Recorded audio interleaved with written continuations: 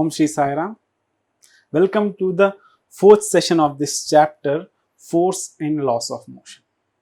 In this chapter, we will be going to discuss about the most popular law, which is Newton's third law, right? So before going to that, let us recap and let us answer the last previous session's questions which have been given to you. All right, let's go and see.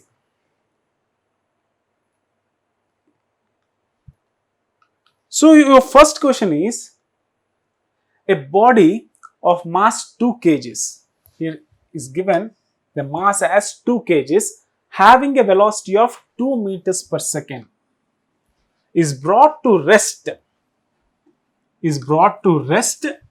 within a distance of 2 meters.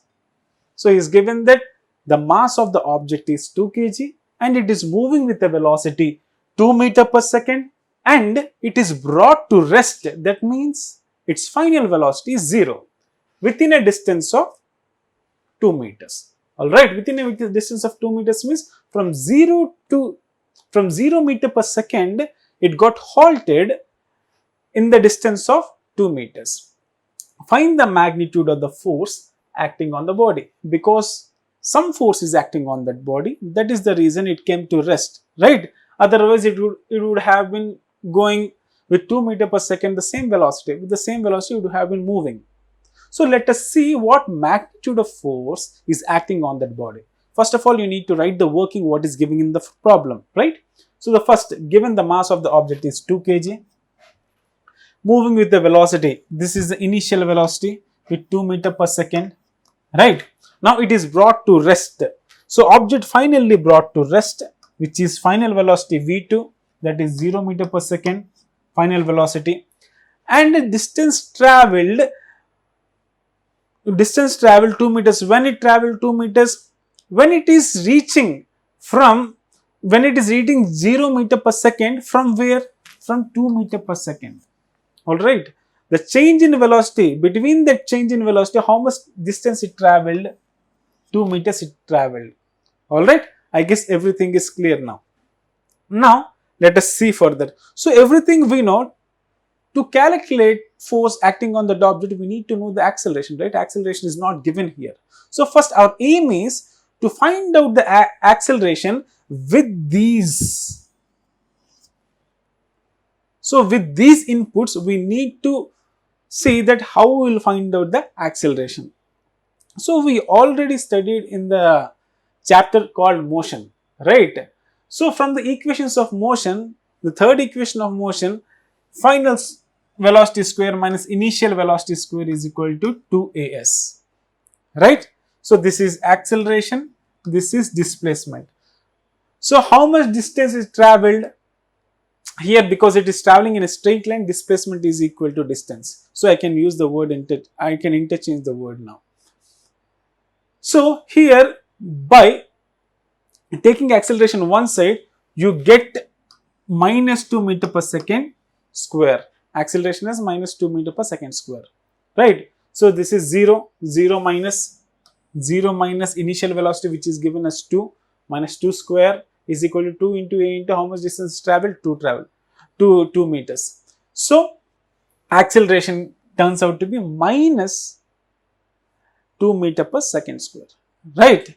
So according to Newton's second law of motion, you already know that force acting on the object is mass times acceleration. Mass is given to you, that is 2 kg, and acceleration you got from here, this is 2, this is minus 2 meter per second. So your force, overall force on that object is minus 4 Newton. So why this minus is there? Pause the video and think about it. Why the minus sign is there? Yes, because the external force of 4 Newton, which is this is the magnitude and this is the direction. So 4 Newton is acting on the body in opposite direction, to make it to come to rest after traveling a distance of 2 meters. You find some velocity moving. I'm getting halted. That means the force is acting in the opposite direction towards me. I'm moving this side, force is acting towards me against my motion, right, in the opposite direction to my motion. That is the reason I can stop, right? So your intuition says that force should act in opposite direction, right? So your mathematics also satisfies that. Minus, right? So minus is what? Minus to your velocity. Your velocity is in the positive direction, force in the negative direction, opposite direction. Alright, this is the conceptual part of this problem. Alright, I guess everybody understood this. Now let us move to the next problem. What is your next problem? Which statement is correct? Net forces causes motion. The second one is net forces causes change in motion. Change in motion in the sense change in state of motion, to be precise. So what is the answer? Explain your answers and give an example. Okay. See, what is the answer? An unbalanced force is required. A net force means what? An unbalanced force, right? So an unbalanced force acting on an object changes its speed or direction of motion. To move a body, to change the speed or velocity of a body, you need to have an external force, right? Do you need to, if the body is under the action of balanced force, it won't move. So net force is 0.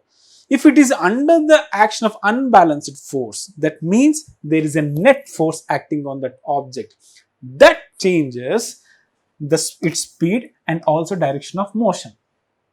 Alright. So our answer is net force causes the change in motion. If the body is in motion, it does not mean that it is under the action of the external force. Its acceleration may be 0. It is just moving with the constant velocity. If anything is moving with constant velocity, what does it mean? It is not under the action of any external force. But if you see its velocity is changing, then you can understand that it is under the action of force, because it is accelerating or decelerating something, its velocity is changing.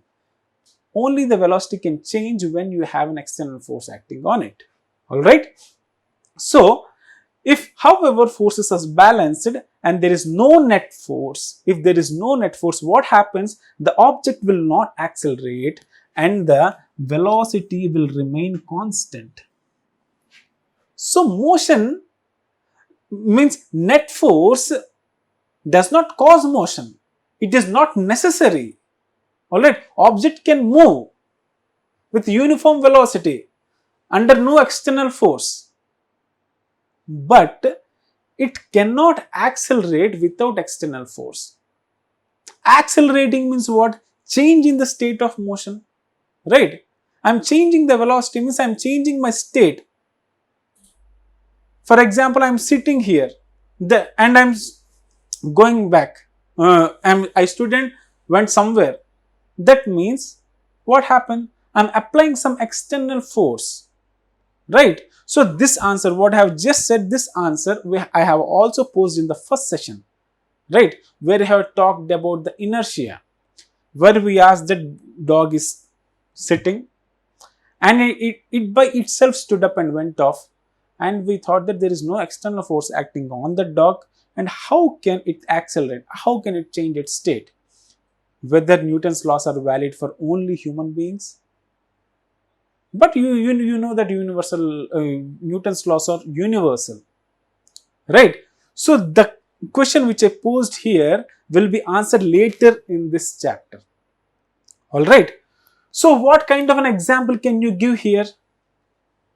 Just I told you, right? The example is if a body is going in the uniform motion, alright, it is not accelerating. Then what do you mean it is not under the action of force? F is equal to ma, a is 0, no external force. If somebody is accelerating, then what do you mean by? It is under the action of force. Alright. So this is how you answer this. Now, the last one, an easy one. A rock is thrown straight up. What is the net external force acting on the rock when it is at the top of its trajectory? This is a rock. We have thrown it up.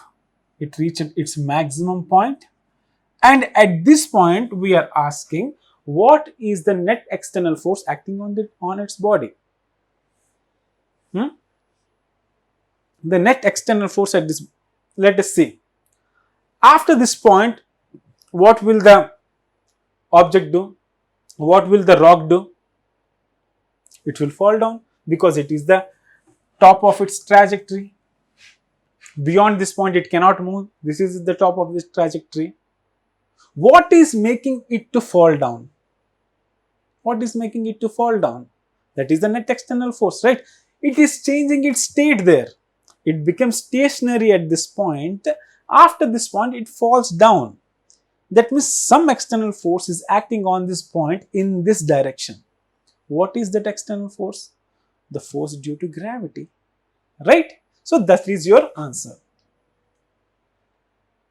When the rock is at the top of its trajectory, then only force which is acting on the body is the force due to gravity, right? Force due to gravity, and that is acting downwards.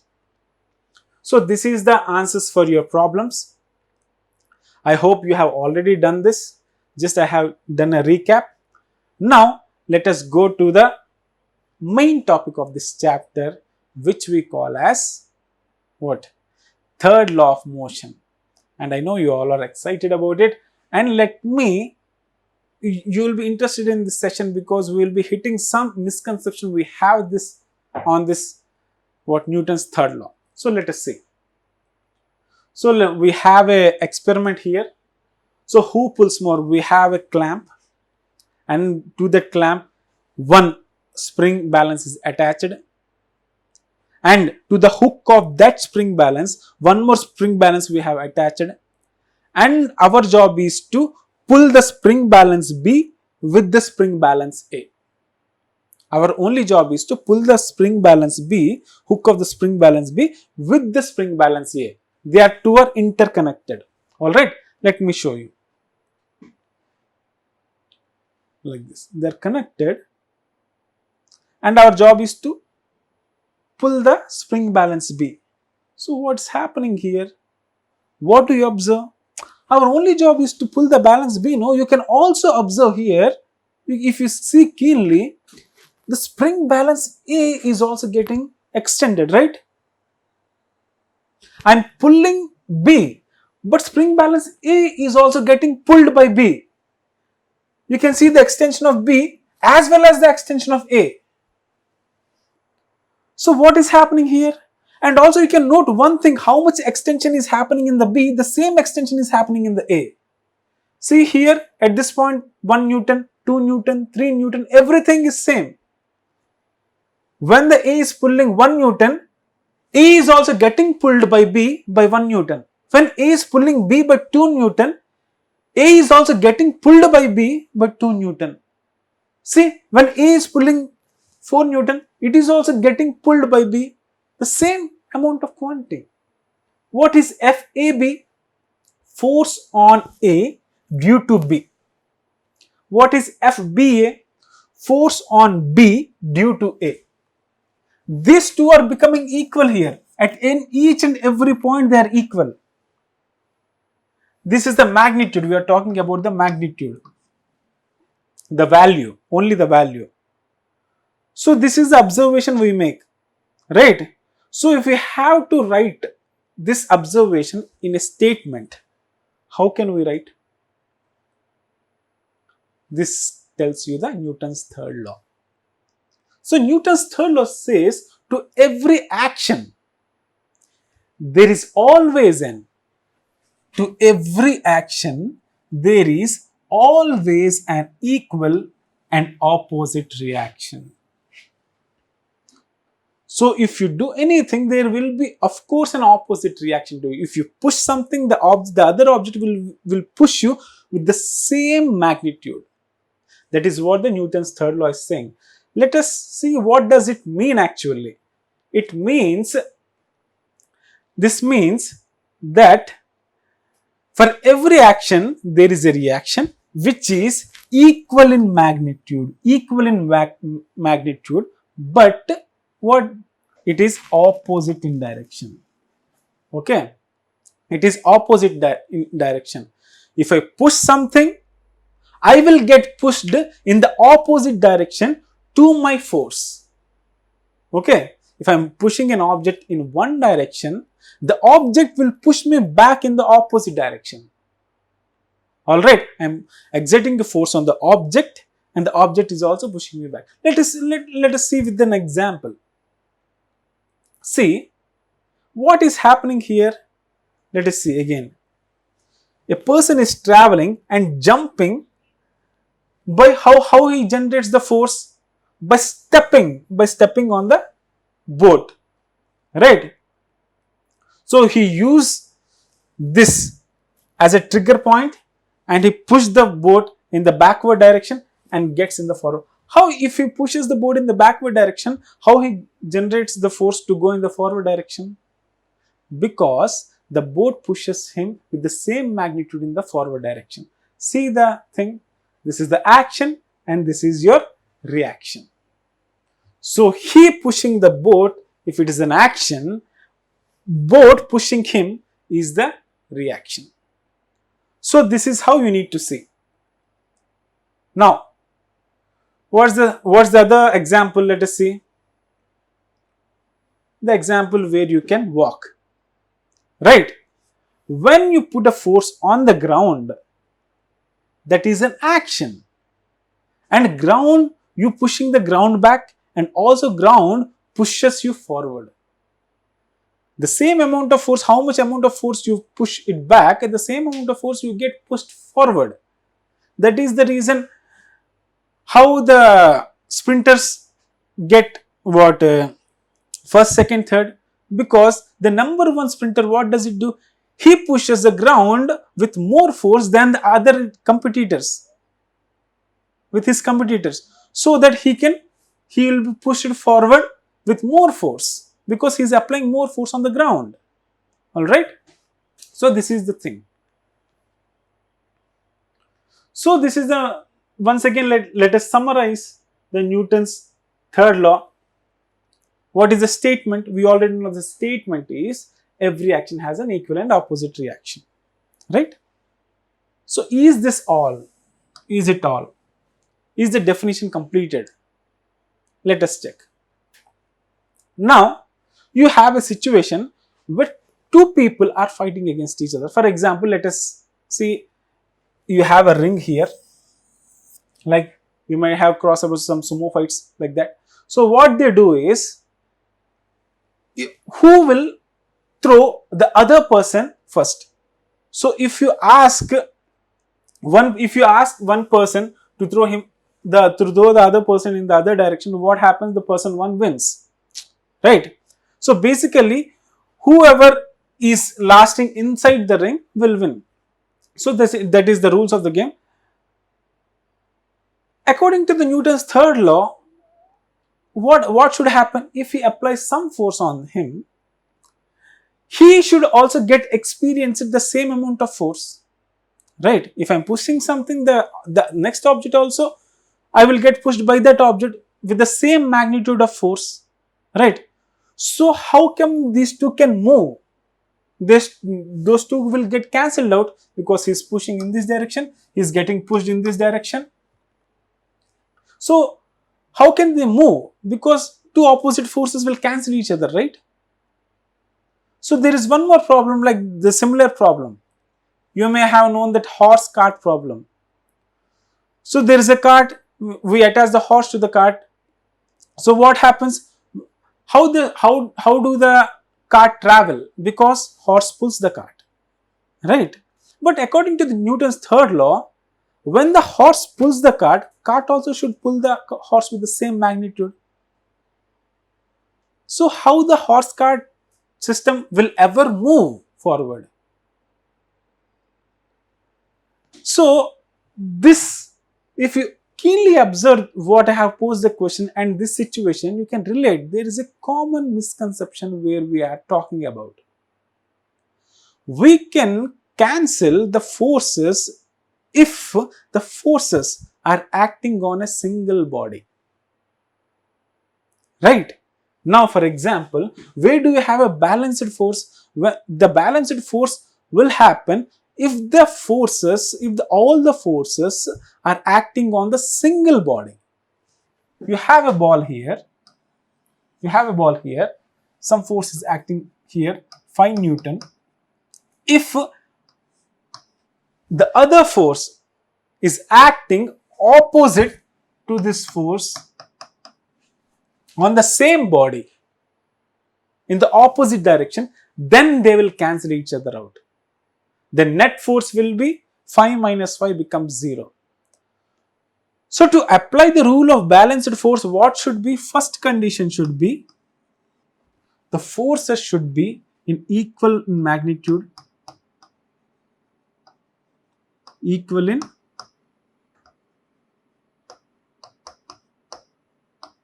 magnitude. Second condition is opposite in direction.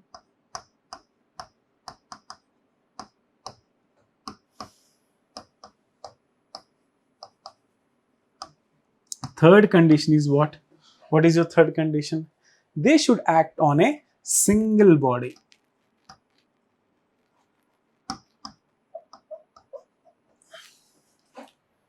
Does this satisfy here? Yes, equal in magnitude, opposite direction is okay. But here it is not acting on a single body. See, person 1 is applying force on person 2. Right? Person 2 is applying force on person 1. They are not same. The bodies are not same. One is applying on other is applying on him. They are not, the forces are not acting on single body. If you take a system, if you take person 1 as one system, the external force which is being acted on him is due to person 2. If you take person 2 as system, then what happens?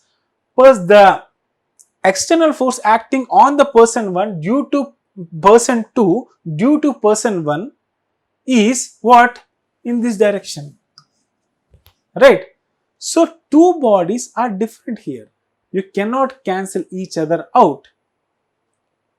In the same way, so to give an analogy, if I'm standing here, I'm pushing one person to my right with 5 Newton force.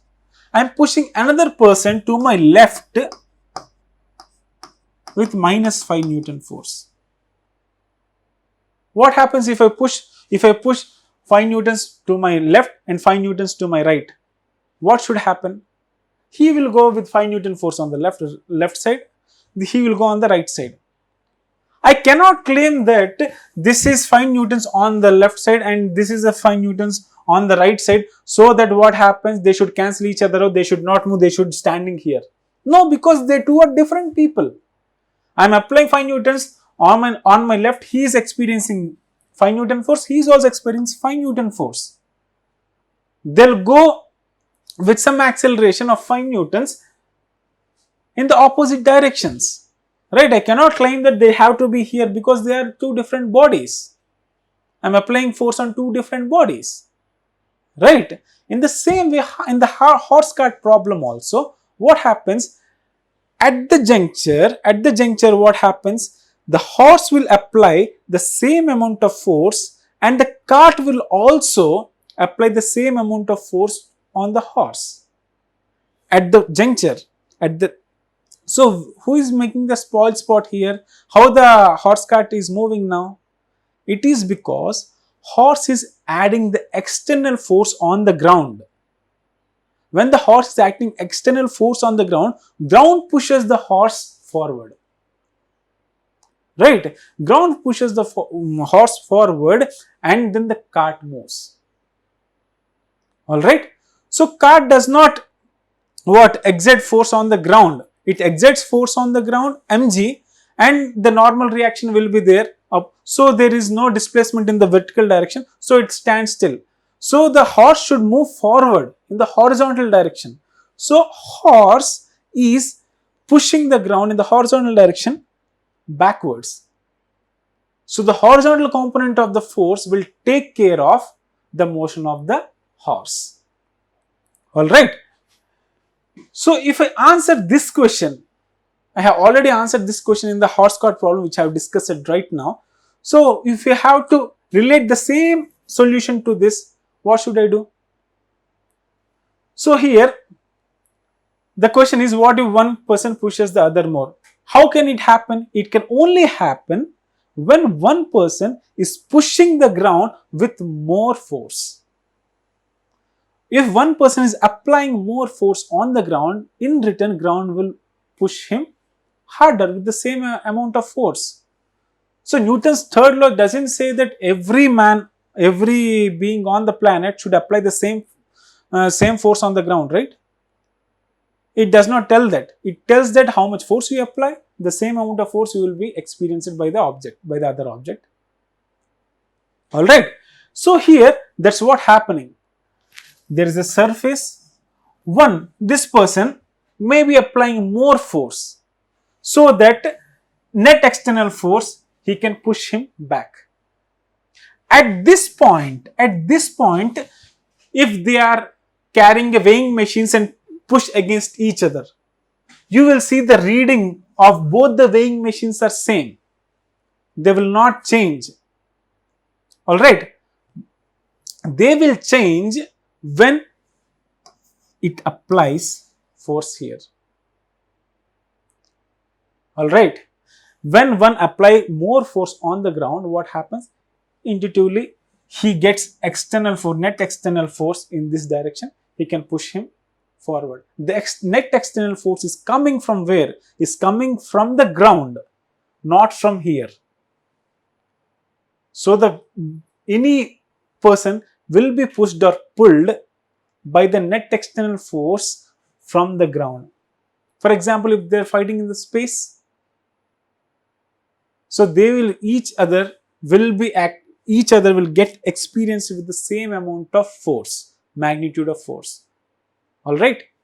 So this is about the misconceptions we have on the Newton's third law of motion. So what is it? Every action has an equivalent opposite reaction. Newton's third law states that every action has an equivalent opposite reaction and they act on two different bodies. This is main thing. They act on two different bodies. I hope everything is clear till now. So let us see the characteristics of action and reaction. Alright. So the first one, action and reaction are equal in magnitude and opposite in direction. Action and reaction means what? This is one force, this is another force.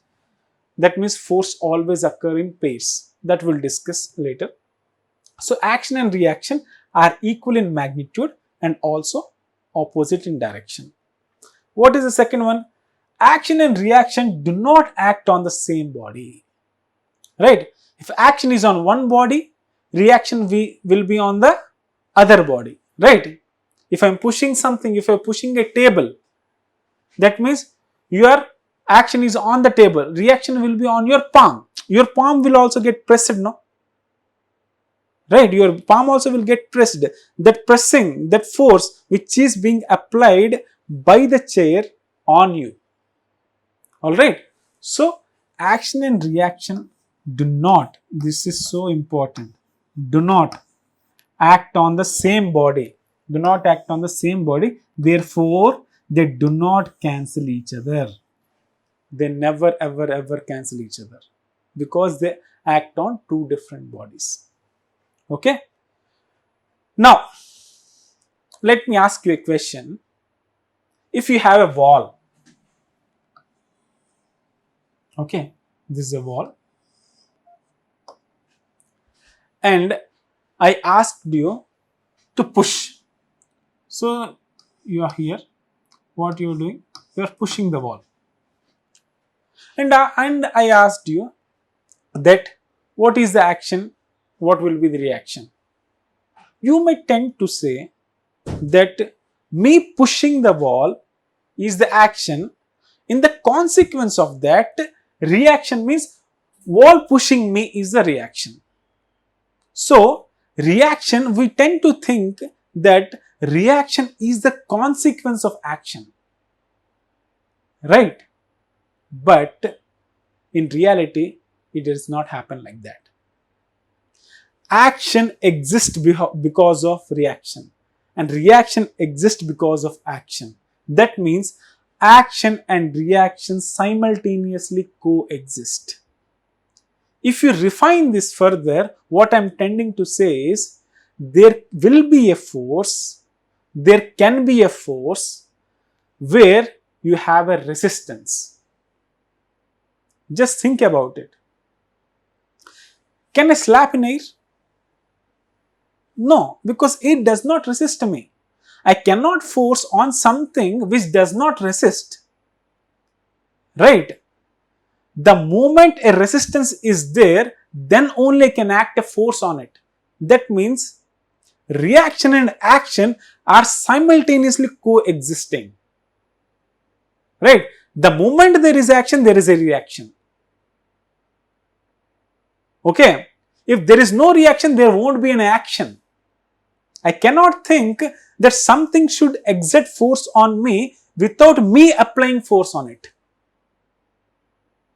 Alright. So, that is what action and reaction coexist. For example, I stand on the ground. I can able to stand because ground resists me. If I do the same thing in air, we can't stand in air because it does not effectively what? Resist you. That's what we call as falling. In the same way, water does not effectively resist you. That is what we call as sinking. The actions are same. You standing are the same, but the surfaces are different. The resistance is different. So you have a force when you have inertia. Right? In the common terminology, on a lighter note, you can also think of anybody can force you something if you resist them. If I cannot resist, if I don't resist, where is the force? Somebody is forcing me to do something. Why will I say somebody is forcing me to do something? Because I am resisting that. Right? That is the reason force will only happen when there is a resistance. That means action and reaction coexist. Alright? This is the takeaway of this point. So, action and reaction are mutual and act simultaneously. They are not consequence of each other. They act simultaneously, they coexist. This is what the takeaway of this point. Alright. Now, some more things. Let us see. Examples. A bird flies forward by exerting a force on the air. By how much? But the air pushes the wings of the bird back, that makes the bird move forward. Right? Let us see the picture. See here. What happens? The wings of the bird pushes the air back. In turn, air pushes the bird in the forward direction. That's why bird can able to swim in the air. Alright. So what is the second example? Let us see. Our walking, daily walking, we have already seen this example. See, she can able to walk. She exerts the force on the ground. That is action. And ground is exerting a force on her. That is reaction. That is why she is able to walk. The harder you push the ground back, the harder you will go forward. Right? This is the examples of the walking. Let me remind you the famous example or the question I posed you in the first session. The dog was sitting and suddenly stood up and went. So who was applying? There is no external agent according to us, because we are seeing it.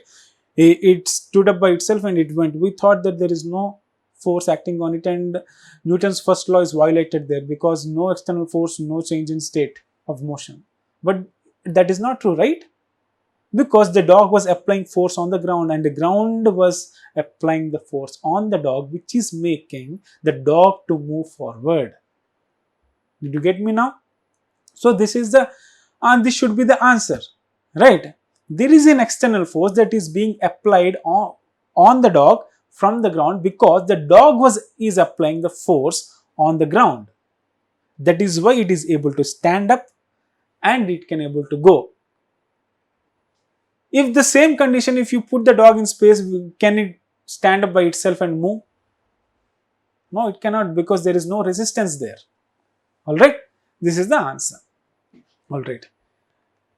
Now, there is an atmosphere, that is the reason there is air, there is a water, right? In the water, how can the swimmer swim? Swimmer will flap his hands and pushes the water in the backward, and water in turn pushes the swimmer in the forward direction. So now, up to now, there is a what? There is a medium, so that you can push that medium back, that medium will push you forward. But have you seen how can the space shuttles travel? How can the rockets travel? It is out of our atmosphere, it's atmosphere, right? In the space there is no medium. How can they travel? Just see. What is happening here? Here, rocket is applying the force on what? On the exhaust and the gas which is ejecting out from the combustion chamber, right? And the gas particles is making the rocket move in the forward direction, right? The rocket is applying the force on this gas particles in the downward direction. In return, gas particles are making the rocket move in the forward direction. That is the reason rocket can able to move. This answers your second question which I posed in the first session. What is that? You with your friend went to a space travel. So you went outside to see around. So your friends were asking you to come by yourself. The already time is up. We need to go back. So how do you come back? You can't apply any external force. There is no external force. You can't apply anything, or there is no ground to walk and come towards the spaceship. How do you come to a spaceship? So you need to use this principle where you need to act to get a reaction. That means you need to, if you have any massive objects in your pocket like that, like your metal ball or something, what you need to do? You need to throw the metal ball in the opposite direction towards your ship, so that the metal ball will be your action and the metal ball will exert a force on you so that you will go towards the ship. So this is how we apply the Newton's third law. Alright, so to give you a basic intuition, I am citing these all examples. So if there is an action, there is always a reaction. So action and reaction all coexist with each other. So I guess everything in this session what we have discussed now, let us summarize in some points. First point is action and reaction forces act on two different bodies. The first takeaway of this lesson, session. The second one is action and reaction force never ever cancel each other, right? Because they are acting on two different bodies. Now third one, force need a resistance to act on a body. If there is a resistance, then only a force will be there. Then only force can act. Action and reaction pair occur simultaneously, right? This is what we are discussing last 15 minutes, right? They coexist.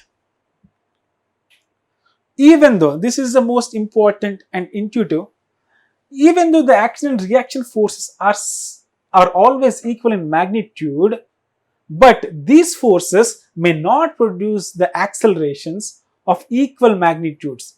This because each of the force act on a different object that may have different mass.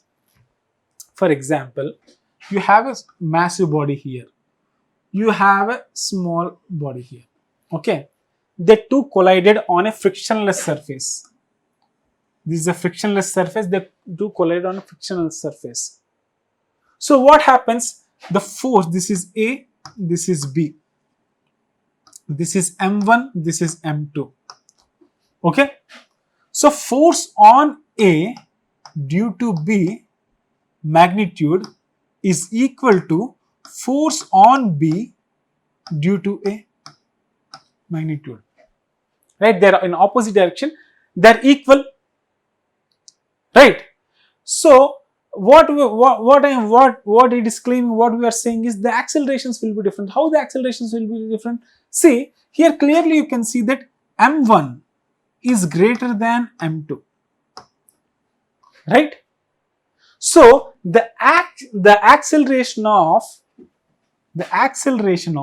A should be less than acceleration of B. Yes or no? It is difficult to accelerate the massive body than the what? Less massive body. Yes or no? We have discussed that in last session. Right? So what? Acceleration of second body is greater than acceleration of first body. Because you need to make these forces equal on each and every body, because they are interacting. It is frictionless surface. The force acting on A due to B should be equal to force acting on B due to A. But we know that mass of A is more than mass of B. Right? But I have to make it equal according to the third law. It is equal. I need not make it is equal.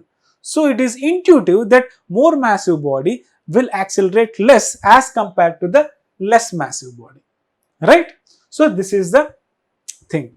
So these are the summary of the points which I have discussed in this session. I hope this session have removed all the misconceptions and you have thoroughly enjoyed this session. Right?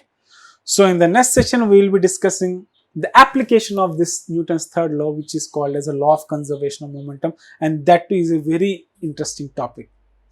So until then, go through this session once more and note down the points and practice the problem till next session. Till then, thank you. Sai Ram.